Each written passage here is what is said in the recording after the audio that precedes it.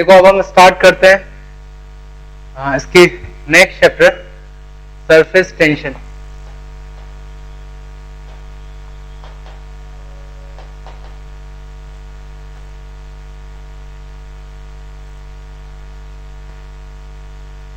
देखो पहले तो हम ये समझे कि हम कहां इस फिनोमेना को ऑब्जर्व करते हैं, फिर बाद में हम इसको एक्सप्लेन करेंगे। ठीक है, आपने ये चीज नोटिस की होगी कि जो वाटर ड्रॉपलेट्स होती है, बारिश की बूंदें, वो ड्रॉपलेट्स हमेशा स्फेरिकल साइज में होती है, किसी स्फेरिकल शेप में होती है, किसी और शेप में नहीं होती। ठीक है, जो ड्रॉपलेट्स हैं वो स्फेरिकल शेप में होती है, जब वो फ्री फॉलिंग होती है उस केस में स्फेरिकल शेप होता है उनका। ठीक है, किसी और शेप में हमें नहीं मिलती है। कुछ और चीजें आपने देखा होगा कि कुछ इंसेक्ट्स होते हैं जो कि पानी के ऊपर फ्लोट करते हैं। ठीक है, ऑल्दो उनका वेट जो है वो बहुत ज्यादा होता है, बट उसके बावजूद भी वो फ्लोट करते हैं। या कभी आपने वो एक्सपेरिमेंट देखा हो या किया हो कि निडल को पेपर के ऊपर रखो, पेपर को पानी में रखो, पेपर धीरे धीरे पानी में डूब जाएगा और जो निडल है वो पानी के सरफेस पर तैरने लगेगी। ऑल्दो सीधे निडल को पानी में रखोगे तो वो डूब जाएगी, बट इस केयरफुली उसको धीमे से रखा हमने तो वो पानी पे तैरने लगेगी। ठीक है, ये जो चीजें मैं आपको बता रहा हूं, ये जो एग्जांपल्स दे रहा हूं, they are all related to surface tension of liquid. ठीक है, लिक्विड जो होता है उसका जो फ्री सरफेस है, लिक्विड का सरफेस जो कि एयर के कांटेक्ट में है, ठीक है, वो फ्री सरफेस जो है वो एक स्ट्रेच्ड मेम्ब्रेन की तरह बिहेव करता है। एक रबर शीट लो, ठीक है, और उस लूज शीट को आप खींचो सभी तरफ से। ठीक है, उसको सभी तरफ से खींचोगे तो आप समझ सकते हो टेंस हो जाएगी, टेंस मेम्ब्रेन हो जाएगी। वो टेंस मेम्ब्रेन जो है बिल्कुल वैसे ही बिहेवियर होता है लिक्विड के सरफेस का। ठीक है, उस फिनोमेना को हम सरफेस टेंशन कहते हैं, और उसके कारण ये सब जो अभी मैंने एग्जांपल्स दिए, ठीक है, वो सरफेस टेंशन उसका कॉज है। अब एक्चुअली ऐसा क्यों होता है, ठीक है, अब हम उसके बारे में डिटेल में पढ़ते हैं और फिर इन एग्जांपल्स को मैं फिर रिलेट करूंगा।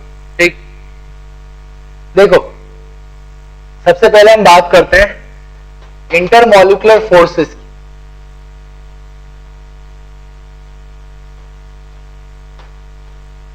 Surface tension is result of intermolecular force. ठीक है, देखो दो तरह के फोर्सेस होते हैं, कोहेसिव फोर्स, और इस फिनोमेना को कोहेजन कहते हैं, और adhesive force.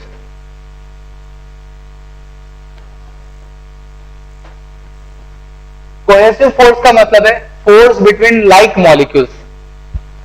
Force between like molecules is called cohesive force. For example पानी की ड्रॉपलेट है, उसके अंदर मॉलिक्यूल्स है, वाटर मॉलिक्यूल्स, उनके बीच में आपस में जो फोर्स है that is cohesion, that is cohesive force. ठीक है, and adhesive force is force of attraction between unlike molecules. ठीक है, फॉर एग्जांपल पानी को अगर ग्लास के ऊपर रखोगे तो जो पानी है वो ग्लास से चिपक जाता है।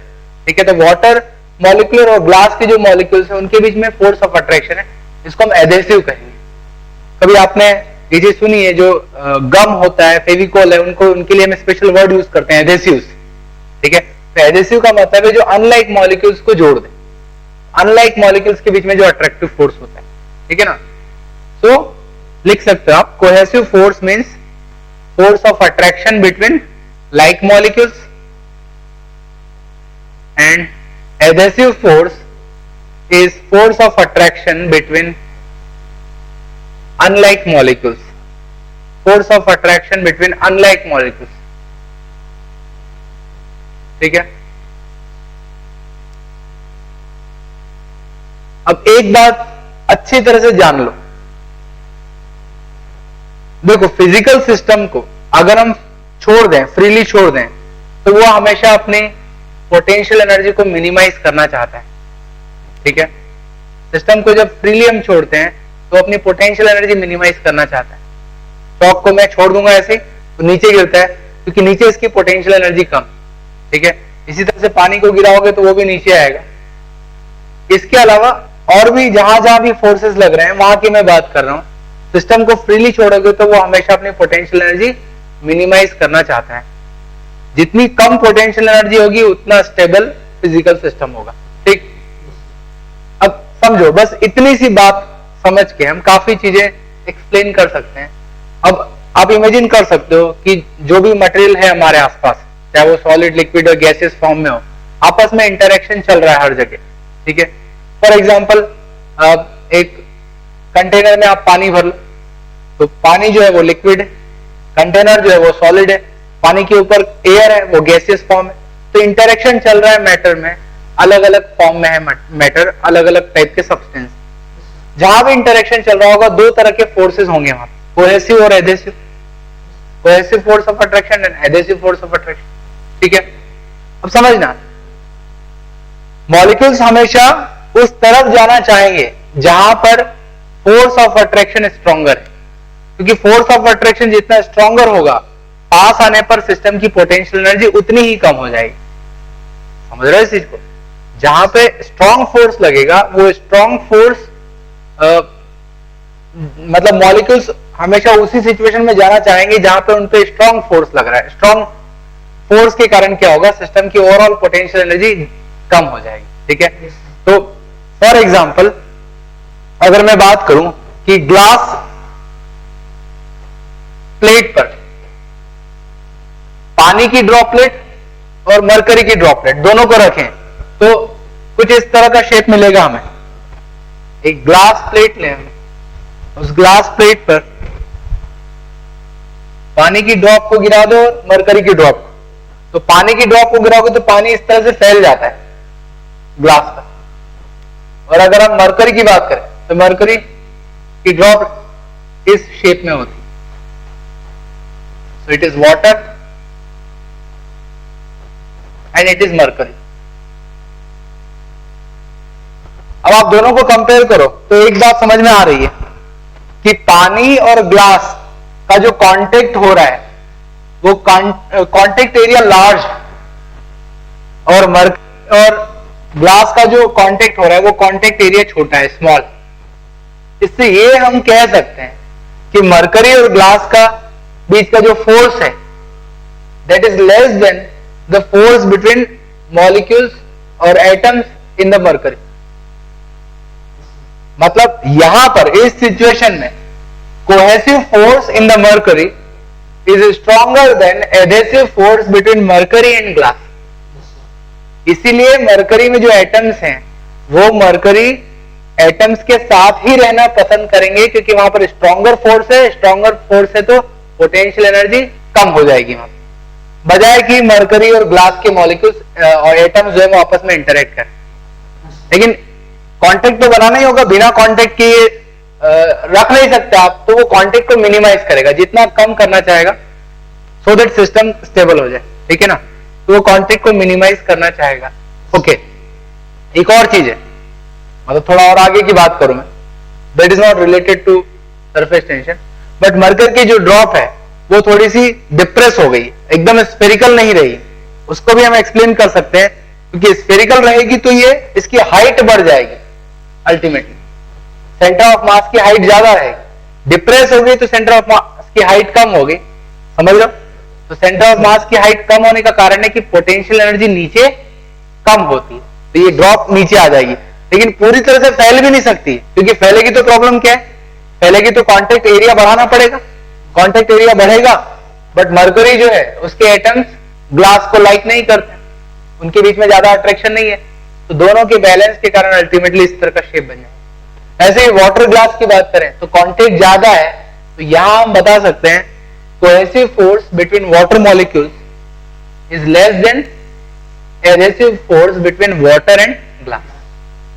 ठीक है, तो सीधी सी बात है, अगर आप किसी लिक्विड को सॉलिड के कांटेक्ट में रखोगे तो वो कांटेक्ट ज्यादा है या कम है, ये इस बात पे डिपेंड करेगा which is stronger force, cohesive force और एडेसिव फोर्स। ठीक है, एक और चीज मैं पूछता हूं आप लोगों से, ये चौक से मैं लिख रहा हूं बोर्ड पे, ठीक है, चौक का जो पाउडर है ये बोर्ड पे चिपक गया, कौन सी प्रॉपर्टी है, एडेसिव और कोहेसिव? एडेसिव। अगर ये कोहेसिव होता पाउडर तो उस केस में ये चिपक नहीं पाता ढंग से, तो इसकी प्रॉपर्टी है एडेसिव की, तभी ये चिपक पाया। और आपको एक चीज बताता हूं, आपने डिफरेंट टाइप की पेंसिल्स यूज की हो कभी शेडिंग में, ड्राइंग में, अलग अलग स्पेसिफिकेशन होता है उनका, जैसे H1, H2, H3, ऐसे B1, B2, B3, HB। तो वो क्या है? H means hard and B means bright. तो जो हार्ड पेंसिल होती है, कभी आप उसको ड्रॉ करके देखना पेपर पे, तो हार्ड पेंसिल बहुत हल्के से चलती, और जो B है ब्राइट, उसका जो इंप्रेशन होगा वो बहुत डीप होगा, थिक होगा वो, ठीक है। तो सीधी सी बात है कि जो हार्ड पेंसिल है उसमें ग्रेफाइट की प्रॉपर्टी क्या है कि उसमें कोहेजन ज्यादा है, इसलिए वो पेपर से चिपक नहीं पाएगा, हल्के से चिपकेगा। और जो ब्राइट है उसकी प्रॉपर्टी कि उसमें एडेशन ज्यादा है, इसलिए वो अच्छे से चिपकेगा, तो इंप्रेशन जो है उसका डीप बनेगा। सॉलिड लाइंस हम ब्राइट से ही बनाते हैं। HB का मतलब है दोनों के बीच की प्रॉपर्टी, मॉडरेट है वो, ठीक है। तो this is about adhesive and cohesive force. अब इसको मैं फिर आगे रिलेट करूंगा जब हम सरफेस टेंशन को एक्सप्लेन करेंगे डिफरेंट एग्जाम्पल में, ठीक है।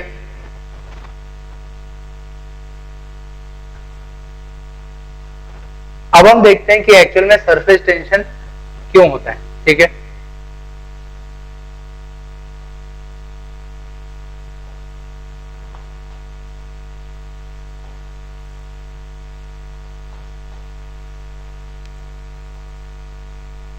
एक और कंसेप्ट है सरफेस एनर्जी का, अभी मैं एक्सप्लेन करूंगा उसको।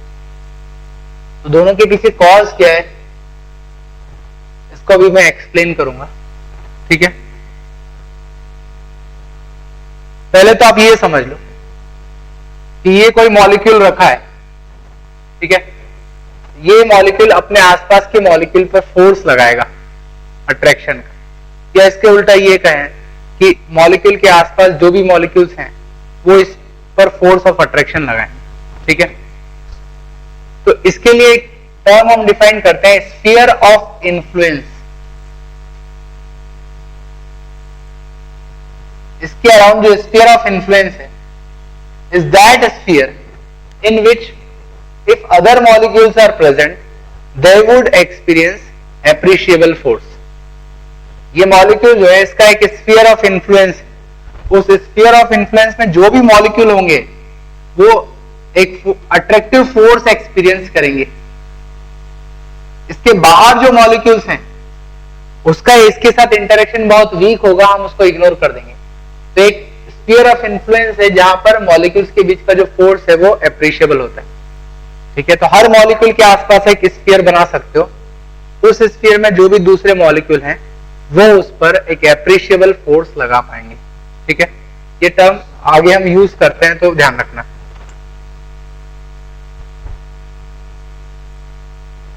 स्फीयर ऑफ इन्फ्लुएंस,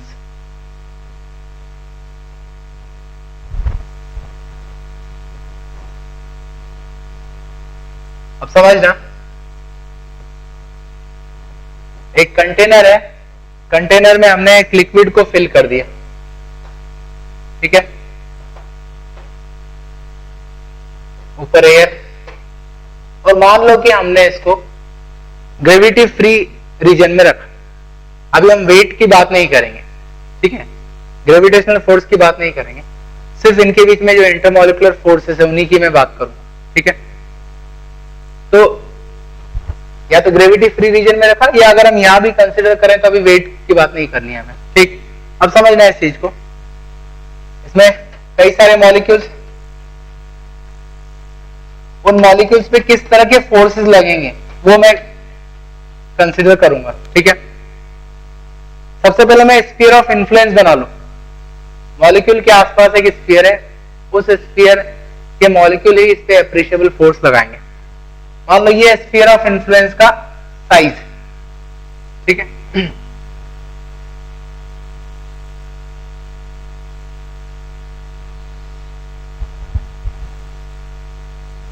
अब मैं तीन अलग अलग मॉलिक्यूल ले रहा हूं। एक मॉलिक्यूल अंदर है ए, ठीक है, दूसरा मॉलिक्यूल यहां पर है बी, और ये है तीसरा मॉलिक्यूल सी, राइट। इन मॉलिक्यूल्स पे कौन कौन से फोर्स ऑफ अट्रैक्शन लग रहे हैं, किस डायरेक्शन में लग रहे हैं, आपको देखना है। तो पहले मैं ए की बात करता हूं। आप देख सकते हो ए के आसपास मैं स्फीयर ऑफ इन्फ्लुएंस बनाता हूं, ठीक है। जो हमने साइज रखा था बिल्कुल वैसे ही बनाना है।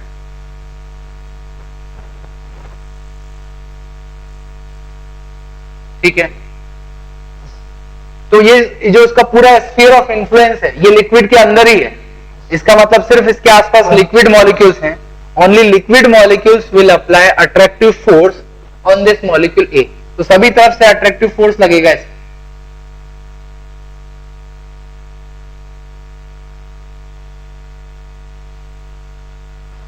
तो हर डायरेक्शन में इस पे अट्रैक्टिव फोर्स लगेगा। इस पर लगने वाला नेट अट्रैक्टिव फोर्स क्या होगा? 0। ठीक है, फिर मैं बात करूं बी और सी की, तो इसके आसपास स्फीयर ऑफ इन्फ्लुएंस बनाऊं।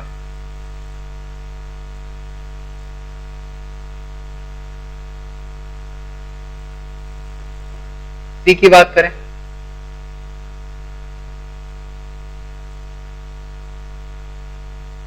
अगर मैं सी को कंसिडर करूं पहले, तो सी पर किस तरह से फोर्सेस लग रहे हैं अब आप समझ सकते हो। इसका स्फीयर ऑफ इन्फ्लुएंस आधा लिक्विड में और आधा किसमें? एयर में। तो नीचे से लिक्विड मॉलिक्यूल्स इस पे अट्रैक्टिव फोर्स लगाएंगे,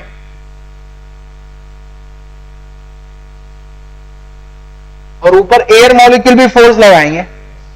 अब ऊपर दो चीजें हैं, पहला एयर मॉलिक्यूल उनकी डेंसिटी कम है, कम एयर मॉलिक्यूल्स हैं ऊपर कम संख्या में, और दूसरा जो फोर्स है वो भी वीक है। तो मैं इस तरह से शो कर रहा हूं,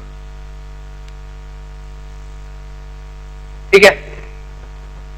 तो आप देख सकते हो जो मॉलिक्यूल सी है उस पर एसिमेट्रिक डिस्ट्रीब्यूशन है फोर्स का। यहां सिमेट्री है, चारों तरफ से फोर्स लग रहा है, लेकिन वहां सिर्फ नीचे की तरफ से फोर्स लग रहा है, साइड से फोर्स लग रहा है, रिजल्टेंट फोर्स नीचे की तरफ है, ठीक है।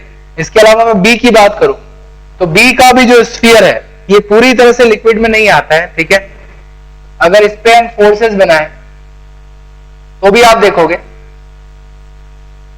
इस पर भी लगने वाला जो रिजल्टेंट फोर्स है वो नीचे की तरफ ही होगा, क्योंकि इसका भी स्फीयर का more than half part liquid में, बाकी पार्ट एयर में, तो रिजल्टेंट फोर्स इस पर भी नीचे लगेगा, ठीक है। इनफैक्ट अगर हम सारे मॉलिक्यूल्स पे फोर्सेस कंसीडर करें तो हमें ये पता चलेगा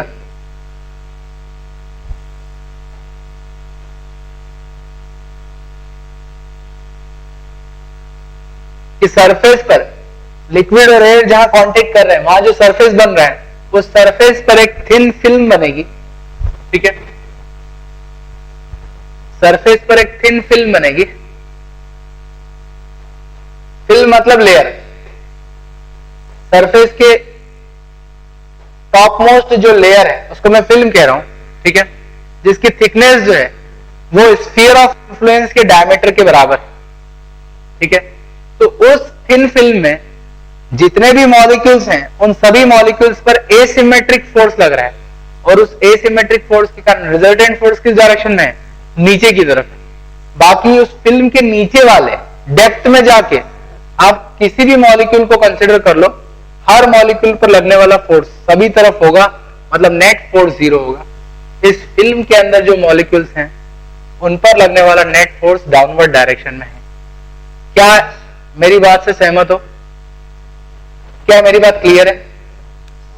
ये जो सरफेस फिल्म है इसकी थिकनेस मैंने किसके बराबर रखी? Diameter of sphere of influence के बराबर, ठीक है। तो डेफिनेटली अगर आप किसी भी मॉलिक्यूल को कंसीडर करो,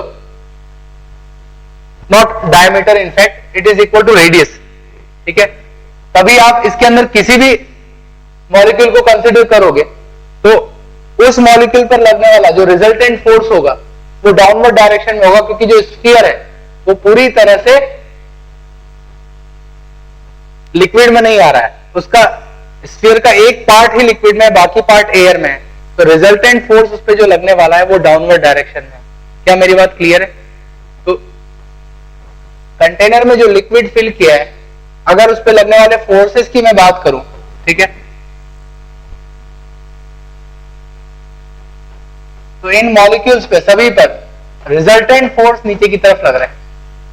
सरफेस फिल्म पे जो टॉप मोस्ट लेयर है लिक्विड की, उसमें जितने भी मॉलिक्यूल्स हैं उस पर रिजल्टेंट फोर्स नीचे की तरफ लग रहा है। बाकी लिक्विड के अंदर जो मॉलिक्यूल है उस पर रिजल्टेंट फोर्स कितना है? 0। क्या ये बात क्लियर है या नहीं? फिर आगे बढ़े। Is it clear?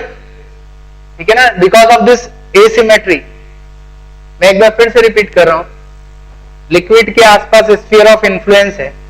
अगर ये स्फीयर ऑफ इन्फ्लुएंस पूरी तरह से लिक्विड के अंदर रहता है, इसका मतलब है कि उस मॉलिक्यूल के आसपास हर तरफ लिक्विड मॉलिक्यूल है जो कि एक जैसा फोर्स सारी डायरेक्शन में लगाएंगे, तो रिजल्टेंट फोर्स कितना आ जाएगा? 0, जो कि यहां दिख रहा है। और टॉप लेयर के मॉलिक्यूल्स को अगर कंसिडर करो और उनके आसपास स्फीयर बनाओ, तो वो स्फीयर जो है उसका एक पार्ट ही लिक्विड के अंदर है, बाकी पार्ट जो लिक्विड के बाहर है। आप देख सकते हो इसमें आधा स्फीयर बाहर है, इसमें भी एक पार्ट लिक्विड का जो स्फीयर है उसका बाहर है। दैट मीन्स सिर्फ लिक्विड मॉलिक्यूल ही फोर्स लगाएंगे, एयर तो नेग्लिजिबल है, उसके मॉलिक्यूल्स कम फोर्स लगा रहे हैं। तो लिक्विड मॉलिक्यूल्स नीचे होने के कारण रिजल्टेंट फोर्स नीचे की तरफ लगेगा, डाउनवर्ड डायरेक्शन में लगेगा। तो इस तरह के फोर्स का पैटर्न बन जाएगा। सरफेस फिल्म में फोर्स लग रहा है नीचे की तरफ, और सरफेस फिल्म के अंदर, लिक्विड के अंदर जाओगे तो नेट फोर्स 0 है। क्या मेरी बात क्लियर है? क्लियर है? ठीक है, अब इसके आगे बढ़ते हैं। अब इस फिनोमेना के कारण सरफेस टेंशन और सरफेस एनर्जी जनरेट होगी। आप इस चीज को समझो, एक मॉलिक्यूल यहां पर है, इस मॉलिक्यूल में और जो मॉलिक्यूल इस सरफेस फिल्म में, उस मॉलिक्यूल की एनर्जी में कुछ ना कुछ डिफरेंस होगा या नहीं? Other than gravitational potential energy, weight को भूल जाओ अभी। ग्रेविटेशनल पोटेंशियल एनर्जी के अलावा एनर्जी में आपस में डिफरेंस है या नहीं? वो डिफरेंस है, समझना। अगर डिफरेंस नहीं होता तो आप इस मॉलिक्यूल को ऊपर की तरफ ले जाओ, आपको कोई वर्क नहीं करना पड़ेगा इसको ऊपर ले जाना। ठीक है, आप इमेजिन करो इस चीज को, ये चौक यहां रखी है, इसको अगर मैं ऊपर उठाऊंगा तो मुझे वर्क करना पड़ेगा, वर्क करना पड़ेगा। इस कारण से यहां पे चौक की पोटेंशियल एनर्जी ज्यादा है और यहां पे पोटेंशियल एनर्जी कम। ठीक है, और मान लो अगर ग्रेविटेशनल फोर्स नहीं रहता तो मुझे उठाने में कोई वर्क नहीं करना पड़ता, मतलब दोनों जगह एनर्जी सेम होती। तो अब मुझे इन दो पॉइंट को कंपेयर करना है, तो मैं क्या करता हूं, मॉलिक्यूल को पॉइंट 1 से 2 तक ले जा रहा हूं। क्या मुझे वर्क करना पड़ेगा? आप जब तक लिक्विड के अंदर चलोगे यहां तक, तब तक लिक्विड पर लगने वाला नेट फोर्स 0 है। देख लो आप, मॉलिक्यूल जब तक अंदर है तब तक उस पर लगने वाला नेट फोर्स 0 है। जैसे ही आप सरफेस की टॉप लेयर पे आओगे, टॉप लेयर पर रिजल्टेंट फोर्स नीचे की तरफ लग रहा है, ये मैंने दिखाया। तो जैसे ही आप इस तरफ मूवमेंट करोगे, इस मॉलिक्यूल पर नेट फोर्स किस तरफ लगने लगेगा? फोर्स इस पर लगने लगेगा नीचे की तरफ, और आप उस फोर्स के अगेंस्ट इसको ऊपर की तरफ ले जा रहे हो, डिस्प्लेसमेंट ऊपर की तरफ कर रहे हो। तो आपको पॉजिटिव वर्क करना पड़ेगा या नहीं?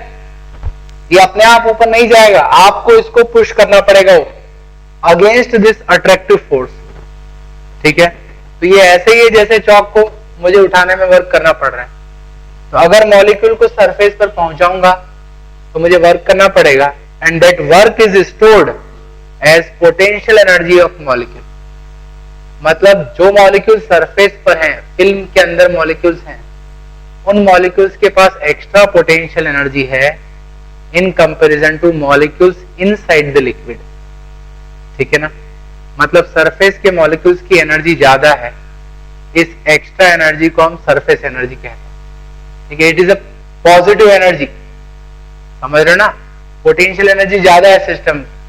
तो जो लिक्विड का सरफेस जब भी बनेगा, सरफेस पे मॉलिक्यूल्स की एक्स्ट्रा एनर्जी होगी, वो सरफेस एनर्जी होगी। और जैसा कि मैंने कहा कि सिस्टम हमेशा अपनी पोटेंशियल एनर्जी को मिनिमाइज करना चाहता है, तो मिनिमाइज करने का क्या तरीका है लिक्विड के लिए? जितना बड़ा सरफेस एरिया होगा उतने ज्यादा मॉलिक्यूल सरफेस पर रहेंगे, उतनी ज्यादा सरफेस एनर्जी होगी। जितना कम सरफेस एरिया उतनी कम सरफेस एनर्जी। ठीक है, तो जो लिक्विड है वो अपने सरफेस एरिया को मिनिमाइज करना चाहेगा to reduce its surface energy, that is potential energy. ठीक है, तो लिक्विड के अंदर एक टेंडेंसी वर्क करती है, वो टेंडेंसी सरफेस एरिया को मिनिमाइज करना चाहती है। जितना कम एरिया होगा उतना कम पोटेंशियल एनर्जी होगी। उस टेंडेंसी के कारण सरफेस टेंशन जनरेट होता है। आप इमेजिन करो, आप कभी इस चीज को नोटिस करना कि पानी को फर्श पे फैला दो, कई सारी ड्रॉपलेट्स, आपने देखा होगा कि ड्रॉपलेट जो है वो आपस में जुड़ जाती है और जुड़ के एक बड़ा सा पडल बन जाता है। क्या ये नोटिस किया? पानी गिरा दो फर्श पे, फ्लोर पे, कई सारी ड्रॉपलेट्स बनेगी, कई सारे छोटे छोटे पडलेट्स बनेंगे और फाइनली क्या होता है, धीरे धीरे पानी आपस में जुड़ जाता है और एक बड़ा सा पडल बना देता है। तो आपस में मॉलिक्यूल्स क्यों जुड़ रहे हैं? आपस में जो पडल से वो क्यों जुड़ रहे हैं? क्योंकि एक बड़ा पडल बनेगा, उसका सरफेस एरिया कम होगा in comparison to large number of small puddlets. ठीक है, तो उसके कंपैरिजन में ज्यादा कम सरफेस एरिया होगा, सरफेस एरिया कम तो पोटेंशियल एनर्जी भी क्या होगी? कम होगी। ठीक है, तो एक टेंडेंसी होती है जो कि सरफेस एनर्जी को कम करना चाहती है, राइट? इसको लिख लो। ठीक है, अब आप सबसे पहले सरफेस एनर्जी लिखो। What is surface energy and what is surface tension? The molecules at the free surface, molecules at the free surface, bracket में लिख लो आप लिक्विड एयर, लिक्विड और एयर के बीच में, molecules at the free surface have greater potential energy than molecules inside the liquid, because of asymmetric distribution of force around the molecule. Because of asymmetric distribution of force around the molecule.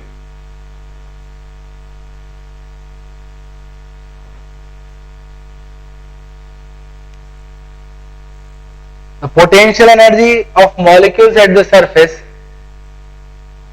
per unit area, potential energy of molecules at the surface per unit area is called surface energy, is called surface energy. इसको sigma से हम denote करते हैं, मतलब unit area 1 metre square area ले लो आप surface, उसमें जितने मॉलिक्यूल्स आ रहे हैं उन सबकी जो टोटल पोटेंशियल एनर्जी होगी because of interaction, that is called surface energy, right? Next लिखो, as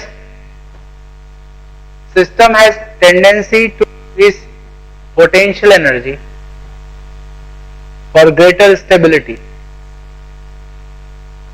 system has tendency to decrease potential energy for greater stability,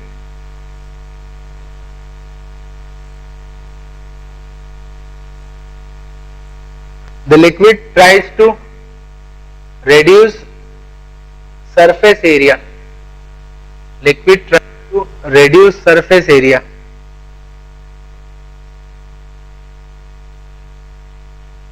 ठीक है, वो चाहेगा कि कम से कम सरफेस एरिया हो जिससे कम सरफेस एनर्जी होगी और उसके कारण क्या होगा आप सोचो, इमेजिन करो, जैसे पानी की ड्रॉप अगर वो हवा में और आप उसको फैला लो, प्लेट के फॉर्म में फैला लो, सरफेस एरिया ज्यादा है, तो क्या होगा कि लिक्विड उसको खींचेगा अपनी तरफ, इस तरह से खींचेगा so that surface area minimum बन जाए। और हम जानते हैं कि गिवन वॉल्यूम के लिए मिनिमम सरफेस एरिया किसका होता है? स्फीयर का। तो पानी की बूंद को अगर आप हवा में सस्पेंड करो तो कभी भी वो प्लेट या डिफरेंट शेप में नहीं रहेगी, वो हमेशा स्फीयर के शेप में रहेगी क्योंकि स्फीयर का सरफेस एरिया मिनिमम है। उसके अंदर जो टेंडेंसी है वो वर्क कर रही है, वो सरफेस को तरफ से खींच रही है सो दैट जो सरफेस है वो मिनिमम एरिया हो, उसका मिनिमम एरिया होगा तो मिनिमम एनर्जी होगी। ठीक है, नाउ सरफेस टेंशन, अब मैं बात करता हूं सरफेस टेंशन।